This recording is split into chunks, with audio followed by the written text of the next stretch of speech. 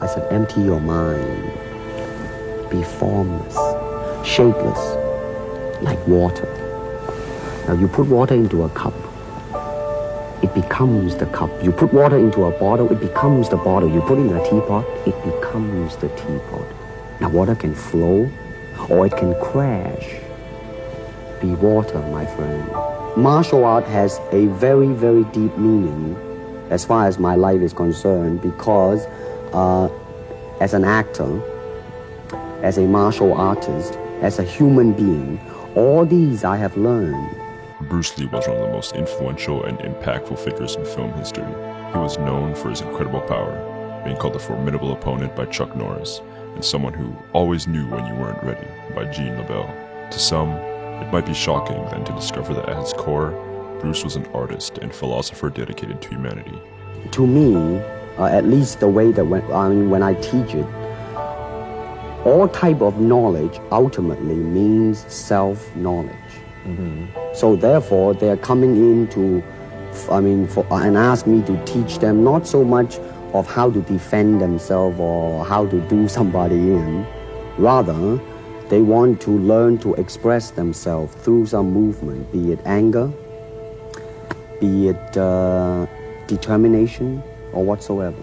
So in other words, what I'm saying, therefore, is that he is paying me to show him in combative form the art of expressing the human body. Martial arts wasn't the only way Bruce found self-expression. He was also a talented poet. In his poem, The Frost, he writes, "Young man, seize every minute of your time. The days fly by. Ere long you too will grow." It might sound too philosophical, but it's acting, or acting, unacting. You've lost me. I have, right? So what I'm saying, actually, you see, it's a combination of both. Here it is the natural instinct, and here is control. You are to combine the two in harmony. Not, if you have one to the extreme, you will be very unscientific. If you have another to the extreme, you become all of a sudden a mechanical man, no longer a human being. So it is a successful combination of both. So therefore, it is not only, therefore it's not pure naturalness or unnaturalness. The ideal is unnatural naturalness or natural unnaturalness. Throughout his interviews and work, Bruce often references water, especially when it comes to its versatility. He encourages people to embrace the adaptability of water into their own lives. Well, Kung Fu, the best example would be a glass of water.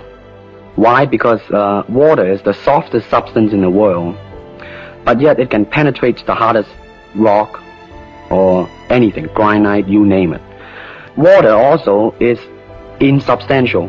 By that I mean you cannot grasp hold of it. You cannot punch it and hurt it. So every Kung Fu man is trying to do that, to be soft like water and flexible and adapt itself to the opponent. Tai Chi Chuan, and it's more of an exercise for the elderly, not so much for the young. Give me a demonstration. Show me. Can you do it? A little bit of it? Just. The hand-wise is very slow. Oh, is it? And you push it out, but all the time you are keeping the continuity going. The idea is running water never grows stale. So you gotta just keep on flowing. Today the rain is going on strong, but tomorrow maybe the sun is gonna come out again.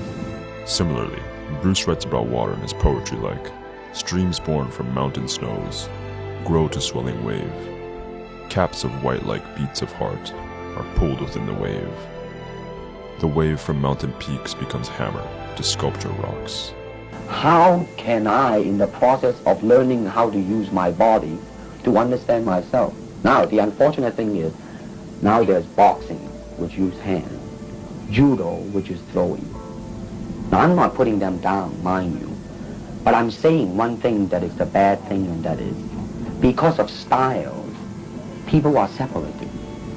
They are not united together because styles became law, man. Just as Bruce references the oneness and humanity in his interviews, he reflects that message in his poem, The Parting. Let us take a lump of clay, wet it, pat it, and make an image of you and an image of me.